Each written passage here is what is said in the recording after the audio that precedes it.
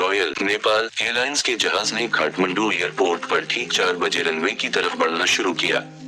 मैं खिड़की के साथ वाली सीट पर बैठा था। उस वक्त मैं हकीकतन डरा हुआ था। खौफ की लहरें मेरे जिस्म के आर पार हो रही थी। मेरी नजरें एयरपोर्ट के एक कोने से दूसरे कोने तक घूम रही थी। हर लम्हा यही ख्याल गुजरता कि अब पुलिस की जीप नमूदार होगी। पायलट जहाज को टैक्सी वे पर ही रोक लेगा और पुलिस मुझे गिरफ्तार करके ले जाएगी। अगरचे ऐसे मरहले पहले भी कई बार मुझ पर गुजर चुके थे, लेकिन 3.5 साल तक मुसलसल जिंदगी और मौत का खेल खेलने के बाद मैं अब ज़हनी तौर पर टूट फूट चुका था।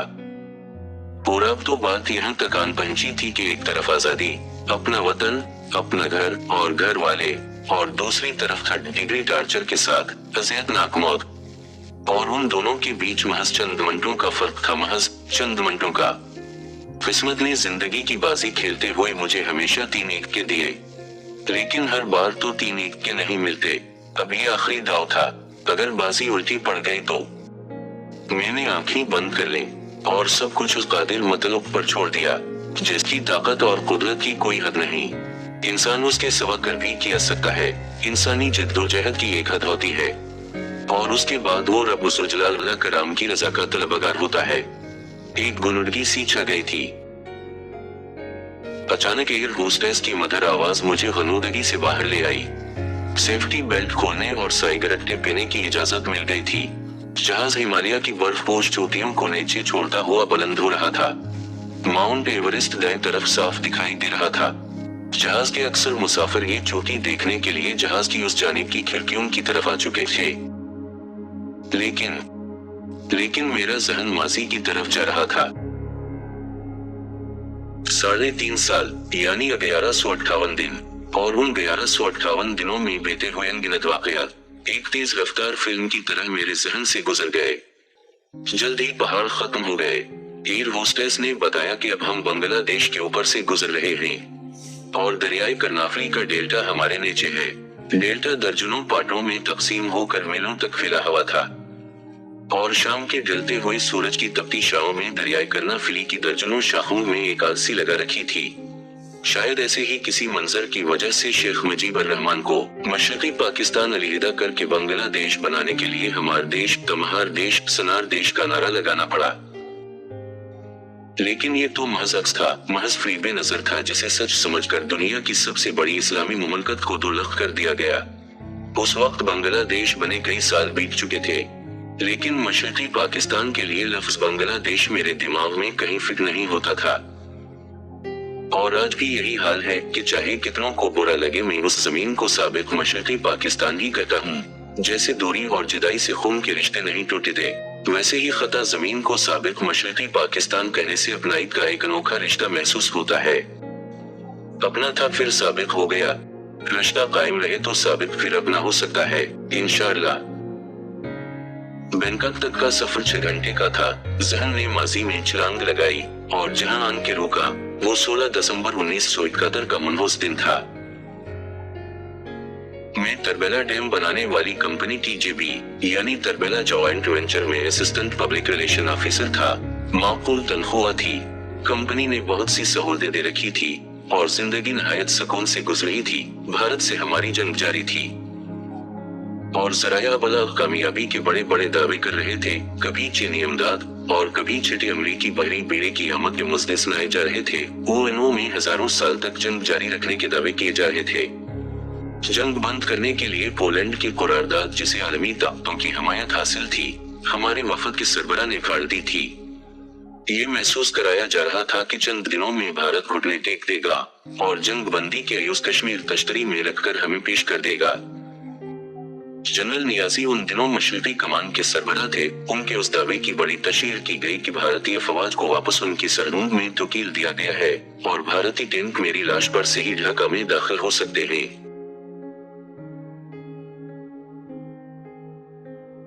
उन खुशकिन दावों से बहलाए गए दिल पर BBC की यह खबर बिजली बनकर गिरी कि 16 दिसंबर 1971 को पाकिस्तान अफवाज हथियार डालने का मुआहदा कर चुकी है और जनरल नियाजी ने उस रस्म की अदायगी के लिए अपने पुराने साथी भारतीय जनरल अरोड़ा को दावत दी है।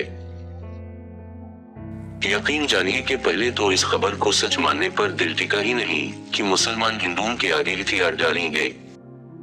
मोहम्मद बिन कासिम का चंद हजार जवानों के साथ राजा दाहिर को शिकस्त देना, महमूद गजनवी के 17 हमले, जिनमें शिरकत करने वालों की तादाद कभी भी 10,000 से ज्यादा न थी, हिंदुस्तान भर के राजाओं की लाखों की अफवाज को हर बार शिकस्त देना और सोमनाथ तक जा पहुंचना और बेशुमार जरूर जवाहिर को ठुकरा कर सोमनाथ के बूथ को पाश पाश करके तारीख में खुद को बूथ फरोश के बजाय बूथ शकन कहलाना, हिंदुओं की सबसे बहादुर जात राजपूतों की सबसे अली नस्ल सूरज हंसी की जोधाबाई से शहंशाह अकबर का शादी करना, जबकि हिंदुओं के धर्म के मुताबिक उन पर मुसलमान का साया पड़ने से भी वो नापाक यानी भ्रष्ट हो जाते हैं।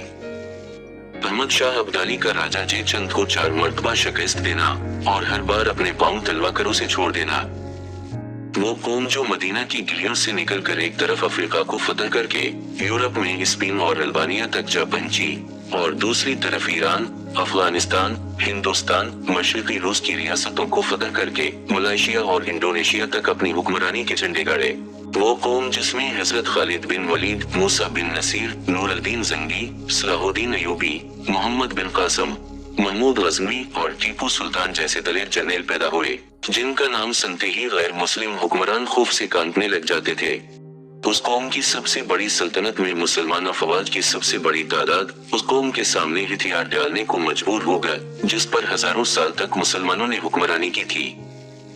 मुसलमानों की तारीख में 1400 साल की कामयाबियों के तसलसल में एक अख्ती नाकामी और इतनी बड़ी नाकामी जिसने पाकिस्तान को दोलख कर दिया, ये नाकामी बेलजवाज न थी, उसकी वजह हमेशा की तरह गद्दारों का किरदार था। जाफर अस बंगाल, सादिक अस डक्कन, नंग दीन, नंगे मिल्लत, नंग वतन। मुसलमानों को जब कभी हजीमत का सामना करना पड़ा, उसकी वजह महज और महज गद्दारों का किरदार था और मशरकी पाकिस्तान के भोले भाले अवाम को गद्दार लीडरों ने कुछ ऐसा बहका दिया था कि वो मगरबी पाकिस्तानियों को अपना सबसे बड़ा दुश्मन समझने लगे। और फिर जब सब कुछ लूट जाने के बाद उन्हें होश आया तो इन्हीं गद्दार लीडरों का जो हश्र किया गया वो सब जानते हैं। असल मौजू से मैं काफी दूर आ गया हूँ, लेकिन अपनी दास्तान लिखने का मेरा एक मकसद ये भी है कि अपनी नौजवान नस्ल को बताऊं कि मजहब से दूरी हमें कहाँ ले आई है। हम भटकते हुए कहीं इतनी दूर न निकल जाएं कि वापसी मुमकिन न हो।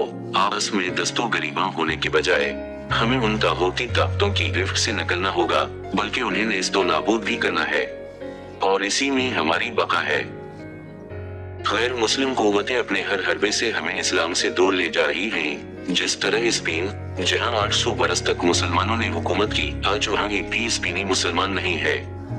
इस तरह गैर मुस्लिम ताकतें चाहती हैं कि दुनिया भर से मुसलमानों का नामो निशान मुड़ जाए, या फिर वो नाम के ही मुसलमान रह जाएं। नाम के भी कहां, वकार से वकी, जमील से जमी और अकील से अकी बन जाएं। बस एक वाकया की मुख्तसर सी तशरीह के बाद असल मौजू पर आ रहा हूँ। खाना काबा में बीसते रसूल सल्लल्लाहु अलैहि वसल्लम के वक्त सैकड़ों बुत रखे हुए थे, जिनमें 2 बड़े बुत लात और मनात थे। ये दूसरे बुतों के सरदार समझे जाते थे। बुत परस्ती हिंद से नकुल कर हजाज और मक्का तक जा पहुंची थी। सो के अडद को फारसी में 100, अरबी में 100 और अंग्रेजी में 100 कहते हैं। सो संस्कृत जुबान का लफ्ज है। एक मनात नामी बुत खाना काबा में रखा हुआ था, उससे 100 गुना ताकतवर हिंदुओं के मुताबिक सोमनाथ था।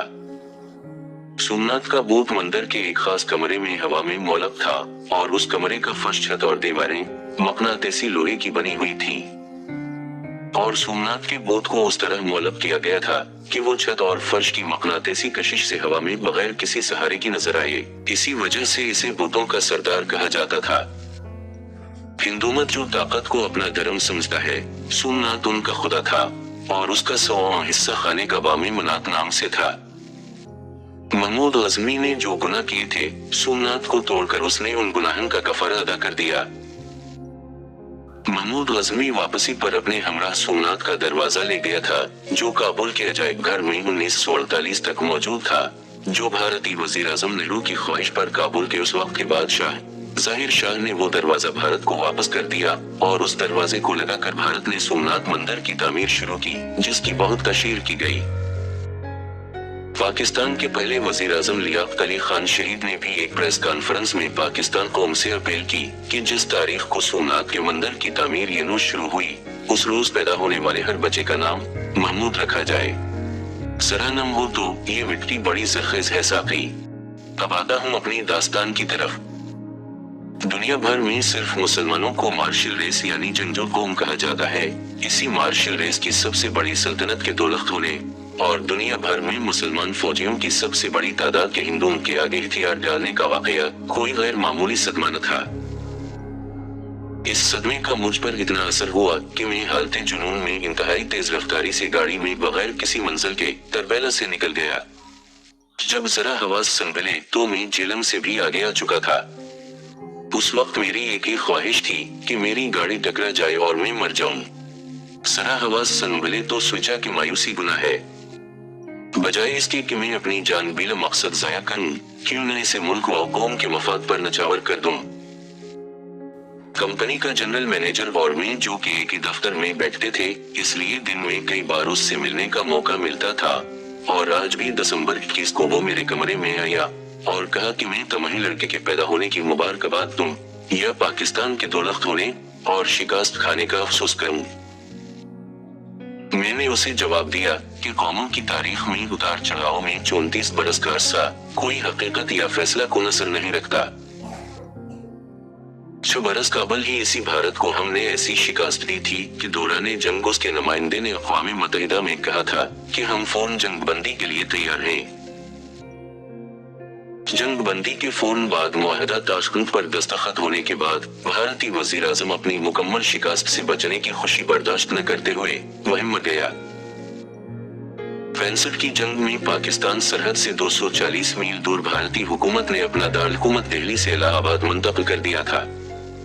बगैर एलान जंग के हमला करने वाले भारतीय बॉर्डर से 14 मील के फासले पर लाहौर और 8 मील के फासले पर सियालकोट जैसे हम शहरों तक भी न पहुंच सके, जबकि उस वक्त उनके कमांडर इन चीफ ने ऐलान किया था कि 6 सितंबर 65 की सरपहर को लाहौर जिमखाना में छोटा पैक पेऊंगा। भारतीय मकबूजा कश्मीर में छम जोड़ियां की छावनी पर हमारा झंडा लहरा रहा था। रसूल सेक्टर में भारतीय सरहद में 11 मील अंदर हमने उनके खासे बड़े शहर कैमखरन पर कब्जा कर लिया था। हमने भारतीय एयरफोर्स के 300 से ज्यादा जहाजों को हवाई जंग में या हवाई अड्डों पर खड़े खड़े ही तबाह कर दिया था। हमारे एक अकेले हवाबाज महमूद आलम ने सरगोधा के हवाई अड्डे पर हमला करने वाले 6-19 जहाजों को 45 सेकंड में ही अपने F-86 जहाज से तबाह कर दिया था, जो MiG-19 से काफी कमतर जहाज था। उस वक्त हमारी सारी कौम एक थी, जैसे हाथ की 4 अंगुलियां और अंगूठा मिलकर मुक्का बन जाता है। हम उस वक्त अलग अलग नहीं थे, बल्कि पूरी कौम एक मुक्का बन चुकी थी। भारतीय तो पाकिस्तानी घोंसे से इतना डरता है कि शहीदी मिल्लत लियाकत अली खान ने भारत को सिर्फ घोंसा दिखाया ही था कि भारत डर कर अपनी फौजों को बॉर्डर से पीछे हटा कर ले गया था। लेकिन अफसोस हमारी कौम सियासी लीडरों की बहकावे में आकर तकसीम हो गई थी, जिसका नतीजा हमें इस शिकस्त की सूरत में मिला। मैंने जनरल मैनेजर को कहा कि तुम मुझे बच्चे की पैदाइश की मुबारक दो, क्योंकि ये बच्चा एक नई शहर की नवीद लेकर आया है। कहने को तो मैं दिल को बहुत ढारस देता था, लेकिन दिल काबू में ही नहीं रहा था। बलाखिर जनवरी 1975 के दूसरे इशरे में मैंने मुलाजमत से इस्तीफा दे दिया। 1 माह का नोटिस पीरियड पूरा करके मैं अपनी फैमिली को छोड़कर रावलपिंडी और अफवाज पाकिस्तान के एक इंतहाई हसास इदारे में जाकर खुद को किसी भी किस्म के खतरनाक काम करने के लिए रजाकाराना तौर पर पेश कर दिया। इदारे के हुकाम पहले तो हैरान हुए कि इस मायूसी के दौर में एक सिविलियन किस तरह खुद को बतौर रजाकार पेश कर रहा है। करीब 20 अक़साम के इंटरव्यू होते रहे। उस दौरान उन्होंने अपने ज़राया से मेरे पूरे माजी को खंगाल डाला। जब वो पूरे तौर पर मुतमईन हो गए तो उन्होंने मुझे दरपेश आने वाली मुश्किलात, जिंदगी के खतरे और पकड़े जाने की सूरत में इंतहाई तशद्दुद से डराना चाहा। वो चाहते थे कि उस इदारे के लिए काम करने का मेरा इरादा अगर महज वक्ती जुनून है तो मैं वापस लौट जाऊं। लेकिन मेरी साबित कदमी से जब उन्होंने देखा कि मैं वक्ती जुनून का शिकार नहीं, बल्कि अपने वतन के लिए बड़ी से बड़ी कुर्बानी देने के लिए दिल की गहराइयों से तैयार हूं, तो 1 माह के अंदर मुझे बाकायदा इदारे में शामिल कर लिया गया। मेरी तरबीत के लिए 6 माह की मदद मुकर्रर की गई थी, जो मैंने 4 माह और चंद रोज में ही मुकम्मल कर ली। मुल्क की सलामती के पेश नजर तरबीत की तफसीलात में न जा सकूंगा। बेपनाह जिस्मानी मुश्क, जूडो और स्टैटिक एंड मोबाइल सर्वेलेंस के तरीके सिखाए गए, और अगर खुद फंस जाऊं तो उनसे बचने के तरीके भी, और सबसे अहम कि उस दौरान मुझे मुकम्मल तौर पर एक भारतीय शहरी बना दिया गया। उनके तौर तरीके, रस्म व रिवाज, जुबान और सियासी और माशरती जिंदगी के अलावा भारतीय अफवाज के मुतालिक तमाम मालूमात भी अजबर करा दी गयी। उनकी ट्रेनों, बसों के अड्डों, शहरों और सूबों की हर वो बात जिसकी एक पढ़े लिखे भारतीय से तौक़ी की जा सकती है, वो उस तरह मेरे दिमाग में पटा दी गई कि मैं एक मुकम्मल भारतीय शहरी का रूप धार गया। इसके बाद तशद्दुद बर्दाश्त करने की तरबीत और जिस्मानी और ज़हनी अज़ीद पूरी की गई, ये देखने के लिए कि मैं किस हद तक तशद्दुद बर्दाश्त कर सकता हूँ। फिर वायरलेस ऑपरेट करना, चावनियों और फौजी पड़ाव पर हमले, मालूमात के हसूल के तरीके, गर्सिये के हर पहलू से मुझे अपने फ़राइज़ की अंजामदही के लिए तैयार कर दिया गया। मेरी जिंदगी की सबसे पहली मुलाजमत साबिक मशरक़ी पाकिस्तान चिटागांग में एक मारूफ चाय की कंपनी में चाय की ब्लेंडिंग की थी, जो मेरी कवजाब थी, जो मुझे भारत में पोशीदगी फराहम करने के लिए बहुत काम आई। मैं खुली चाय के एक ताजिर के तौर पर हर छावनी में आ जा सकता था। मैं बम्बई में न्यूटॉक पाउडर का रहायशी था। यहाँ तक मुकम्मल इंतजाम था कि अगर कोई मेरे दिए हुए एड्रेस से मेरा पता पूछे तो इसे पता चलता कि विनोद चोपड़ा यहाँ रहता है और चाय का कारोबार करता है। विनोद चोपड़ा मेरा कवा नाम था। तरबीत का आखिरी हिस्सा पाकिस्तानी छावनी से मतलूबा मालूमात हासिल करना थी, और यही मेरा इम्तिहान था, जिसमें मैंने न सिर्फ मतलूबा मालूमात हासिल की बल्कि उससे बढ़कर बाज़ खुफिया राज भी मालूम करके अपने इसातिज़ा को दिए। चनाचा मुझे ग्रुप लीडर के तौर पर सिलेक्ट कर लिया गया। मेरे ग्रुप में 4 साथी थे जो अफवाज पाकिस्तान में मुख्तलिफ कामों के माहिर थे। ये वायरलेस टेक्नीशियन, ब्लास्टिंग, दौराने मिशन खतरे को भांपने वाले, यानी हमारी निगरानी करने और कहीं फंस जाए तो दुश्मन को ज़ेर करके हलाक करने वाले थे। गर्ज के ये एक मुकम्मल ग्रुप था।